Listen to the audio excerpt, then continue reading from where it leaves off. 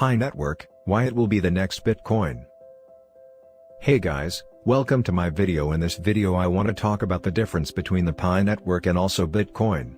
Bitcoin is pretty much the face of cryptocurrencies, and I want to see how Pi coins compared to that. This video is basically going to compare the similarities and also differences, and also answer the question of whether or not Pi coins could potentially be the next Bitcoin. Now, I do think that this is a pretty big shoe to fit. But there are also some striking similarities between the two cryptocurrencies. One thing you have to know is that the idea of the Pi network really derived from Bitcoin. The original idea of Bitcoin was to create a decentralized currency that's used like cash, and the creator wanted to see people use Bitcoin instead of cash for everyday transactions. And one of the reasons that he or she did this is because they had a distrust of institutions, especially right after the 2008 financial crisis.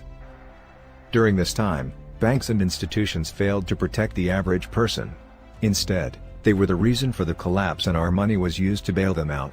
I think this movement really launched the start of blockchain and also cryptocurrencies in general. And from this, Bitcoin was introduced to the general public, and over the years, I think the idea of cryptocurrency has really started to gain some traction, and I've no doubt that it's only going to get bigger and bigger from here. And although many people feel that cryptocurrencies, in general, will become more and more popular, many people doubt that Bitcoin will continue to remain in the first place. And this is because the design of Bitcoin failed to make it an everyday currency. And I really do think that this is where the Pi network or Pi coins can step up to the plate. You see, there's a lot of things about the Pi network that makes it suitable to become what Bitcoin wanted to be. One of the things that Bitcoin failed to be is inclusive or accessible to anybody and everybody around the world. You see, in the early days of Bitcoin, you had to have a lot of knowledge to be able to mine Bitcoin. In fact, it was pretty inaccessible to the average person. And it was also very expensive as well. Bitcoin required a lot of computing power. And not everybody had that, and those with a lot of computing power. So to get a bigger and bigger chunk of the network, you see about 87% of all Bitcoins are owned by 1% of the network. And these few individuals have gotten so big that they're making billions of dollars in profits each year from Bitcoin. And even though Bitcoin is technically decentralized, a very small number of people do have control over the network. Now, I think the creators of the Pi network realize this to be a problem. And instead of forcing people to use computing power to mine coins, they allow people to mine just from their phones, and anybody around the world will now have the ability to mine Pi coins from the Pi network just using a mobile device. I think this ends up creating a much more fair system compared to Bitcoin, and the welfare is going to be much more evenly distributed among miners. And one of the reasons that this is possible is the network uses the Stellar Consensus Protocol. The basic idea here is that we're not actually mining any Pi coins from our phones. Instead, what we have on our phones simply serves as a record for the developers here, and the developers here are going to distribute Pi coins based on these records when the time comes. I think this is a pretty elegant way to bypass the need for computing power to be able to mine in cryptocurrency, and then also helps anybody increase their stake on the network by simply promoting it, thus basically creating a much fairer system compared to Bitcoin. And apart from being much fairer than Bitcoin, the Pi network does a great job having an adequate amount of scarcity. You see, one of the problems with Bitcoin is it's too scarce to be considered a medium of exchange or cash. There are about 21 million Bitcoins, and this makes Bitcoin much too expensive to be used like cash. As I'm making this video right now, a single piece of Bitcoin is around $50,000.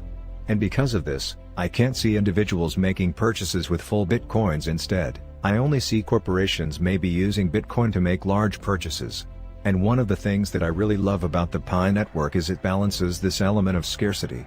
In my other video, I was able to get a rough estimate of how many Pi coins there are out there, and I came up with about 83 billion coins.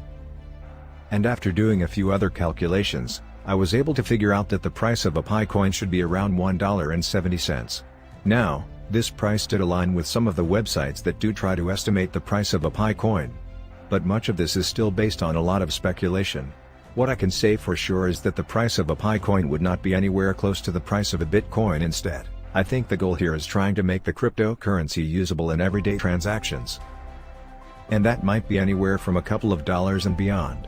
Therefore, if you really think about it, the Pi now regular Pi coins might actually be what Bitcoin wanted to be. Instead of being a medium of exchange, Bitcoin became a store of value. It became something that people collected, hoarded, and saved instead of spent, and that really defeated the original purpose of Bitcoin.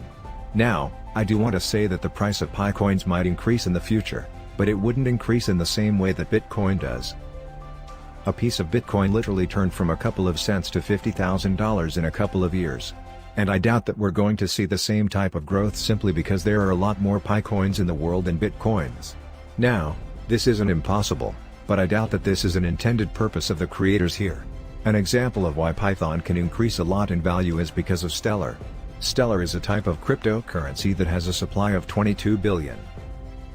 It doesn't actually have the same supply as a Pi network, but it's pretty close compared to other cryptocurrencies, and it's been increasing in price similar to Bitcoin over the years. What this really says to me is that even with the large supply of Pi coins, the price is still very movable, and it's likely to follow the price of Bitcoin for a while since Bitcoin is still number one. But I do think that over time, as Pi coins continue to be used, they will be able to establish their own price. Like I mentioned about a million times on this channel, price is determined by supply and demand. And as more and more people buy used or even read about the Pi network, the higher the price is going to be in the future.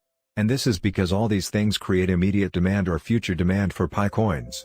And unlike a lot of other cryptocurrencies that end up in the cryptocurrency graveyard, the Pi network here actually has a pretty strong network of supporters. This helps to make sure that the Pi coin doesn't die on release, and also helps to immediately protect and increase its price upon release. This basically makes sure that the Pi network doesn't suffer the same fate as Bitcoin during its early days. I think we've all heard stories of people throwing away hard drives for Bitcoins, or using it to purchase the most ridiculous things like stickers or pizza. But one thing you have to realize is that many of these people didn't see a demand for cryptocurrencies back then. In fact, it's not hard to conceptualize that many of these people simply thought this craze was gonna die. And this is one of the reasons I love seeing promotional codes about the Pi network. All my videos, this just means to me that the network is still very, very alive. And also that many other people will see these comments and some of them might even become interested in the Pi network themselves. I really do think that the referral system here is probably one of the most intelligent things about this project. Because without it, this would just be another cryptocurrency out of thousands of other cryptocurrencies, without any value. Instead, what we have here is that without the currency being officially launched, we already have people speculating about its value. And there also will be a lot of officials and also unofficial places where the Pi network or Pi coins will be officially used. Right now, the Pi network has about 13 million official users. And this is actually pretty far from the ultimate goal of 100 million users. But as it gets bigger and bigger, it's also a lot easier for the network to grow exponentially. I do think that we're going to get close to 100 million users by the end of this year. And this might not be close to the number of people who adore Bitcoin, but it's still pretty significant nevertheless. And the goal of the developers here is to release Pi coins as a decentralized cryptocurrency by the end of this year. This means that whatever concerns, questions, and doubts you have about the Pi network will be answered by the end of this year. What we can see so far is that Pi coins really address a lot of the issues with Bitcoin. Like I said, Bitcoin was created to become a medium of exchange. By the end of the being a store of value, it was way too scarce and inaccessible for the average person. And because of that, a few mining companies now own the majority of the Bitcoin supply. This includes companies in China, companies in Southeast Asia, and also companies in America. And they own so much Bitcoin, that they pretty much have control over the network itself. I think many of these things prevent Bitcoin from becoming decentralized cash, therefore, decentralized cash will have to come from somewhere else.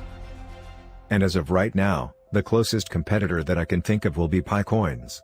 And this is because almost anyone around the world can have access to a cell phone, which will allow them to mine Pi coins. Mining is actually not very difficult. And scarcity is also built onto the network. Since the supply is fixed and the reward, it gets less and less over time. And not to mention the popularity of Pi coins, which is increasing day by day. Basically, the takeaway here is that the Pi coin might actually do what Bitcoin failed to do in the first place. And although it might not grow to the same price as Bitcoin simply because of the mechanics on the network, it will still offer a steady increase in price and an actual use case in the world. I hope you guys enjoy this video. Make sure to like and subscribe. Make sure to enjoy some of the free offers in my description and no cost to you.